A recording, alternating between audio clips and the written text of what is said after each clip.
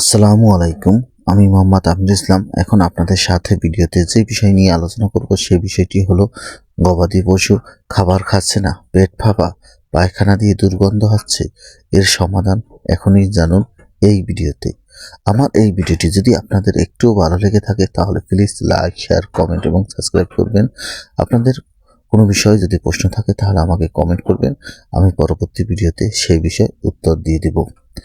সকল রোগ আসার আগে কিভাবে ট্রিটমেন্ট করবেন এটা আপনাদের ধারণা থাকতে হবে এবং আপনারা যদি সামান্য একটু সতর্কতা অবলম্বন করেন তাহলে এইসব ছোটোখাটো রোগ থেকে আপনার খামারটিকে বাঁচাতে পারেন। আর আপনি যদি সামান্য পরিমাণ সতর্কতা অবলম্বন না করেন তাহলে আপনার খামারে ডেকে আনতে পারেন সবচেয়ে বড় দুর্ঘটনা বা বিপজ্জনক সময়। তাই আপনারা যারা খামার করতে চান বা গবাদি পশু পালন করতে চান তারা সবসময় একটু সতর্ক হবেন, তাহলে আপনার খামার থেকে লাভবান করতে পারবেন। আর আপনি যদি সতর্কবান না হন তাহলে কখনোই আপনার খামার থেকে লাভবান হতে পারবেন না। গবাদি পশুকে যখনই শীতকালে বা বর্ষার শেষে গবাদি পশুকে খড় খাওয়াবেন বা খাদ্য দিবেন তখন সবসময় মনে রাখবেন খড়ের মধ্যে কোনো প্রকার ফাঙ্গাস আছে কিনা বা পচা খাবার আছে কিনা।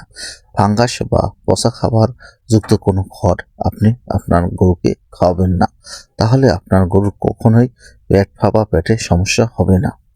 যখন অতিরিক্ত ঠান্ডা পড়ে বা অতিরিক্ত গরম পড়ে এই অবস্থায় বেশি পরিমাণ খাবার দিবেন না, তাহলে আপনার গরুর পেটে সমস্যা হতে পারে।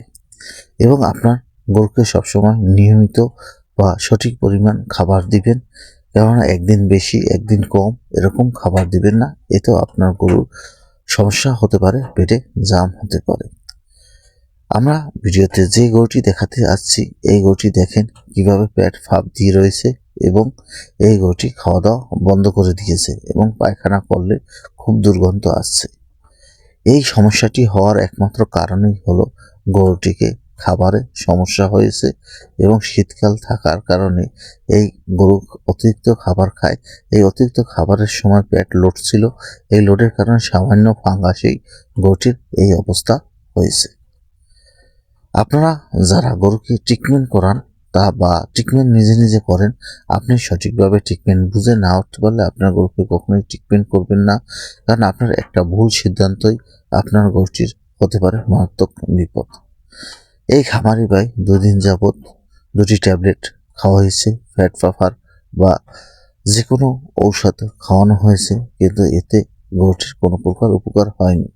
হালকা আদাও খেয়েছে, অনেক সময় খামারি ভাই বাঁশ পাতাও খাওয়াচ্ছে, কিন্তু গরুটি আস্তে আস্তে পশম খাড়া হয়ে যাচ্ছে, খাওয়া দাওয়া বন্ধ করে দিচ্ছে এবং পেট ফাঁপ দিতে আছে।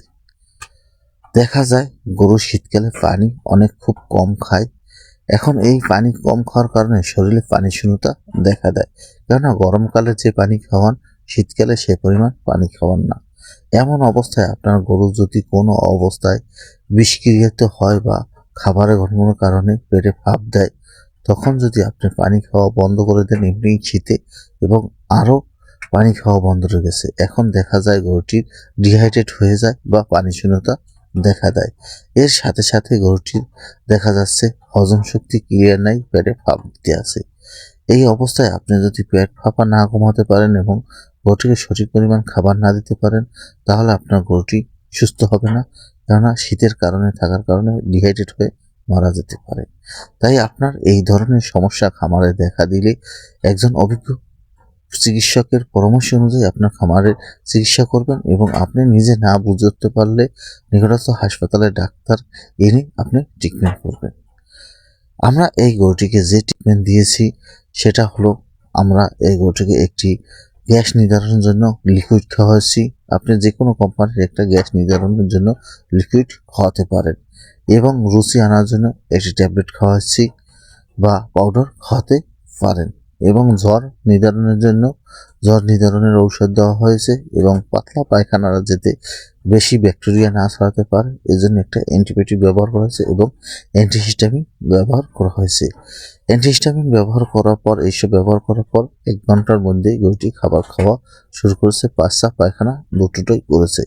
এরকমভাবে ট্রিটমেন্ট করলে 1 থেকে 2 দিন ট্রিটমেন্ট করলে আস্তে আস্তে গরুটি সুস্থ হয়ে যাবে এবং গরুটি আস্তে আস্তে খাবার দেওয়া শুরু করবে। এরকম সমস্যা হলে গরুর পেটের মধ্যে যে উপকারী পোকাগুলো থাকে এই পোকাগুলো নষ্ট হয়ে যায়। এই কারণে গরু সুস্থ হওয়ার পরও খাবার খেয়ে হজম করতে পারে না বা অনেক সময় খাবার হজম হয় না। তাই আপনার এই ধরনের রোগ যদি দেখা দেয় আপনার খামারে, তাহলে আপনি সবসময় মনে রাখবেন গরুকে অতিরিক্ত দানাদার খাদ্য বা ভুসি দিবেন না। কম কম পরিমাণ ভুসি দিবেন এবং দানাদার খাদ্য দিবেন, তাহলে আস্তে আস্তে ঠিক হয়ে যাবে। এবং আপনার গরুর এই ধরনের সমস্যা দেখা দিলে আপনার 1 দিন বা 2 দিন ছোটা খাওয়াতে পারেন, কিন্তু লাগাতার ছোটা খাওয়াবেন না। তাতে আপনার গরুর ক্ষতি হতে পারে, কিডনি ইনফেকশন হতে পারে বা কিডনি ড্যামেজ হতে পারে। এবং আপনার গরু যখনই অসুস্থ হবে, সুস্থ হওয়ার সাথে সাথে লিভার টনিক দিবেন, তাহলে আপনার গরুটি ভালো থাকবে। আমার ভিডিও ভালো লাগলে প্লিজ লাইক, শেয়ার, কমেন্ট এবং সাবস্ক্রাইব করবেন।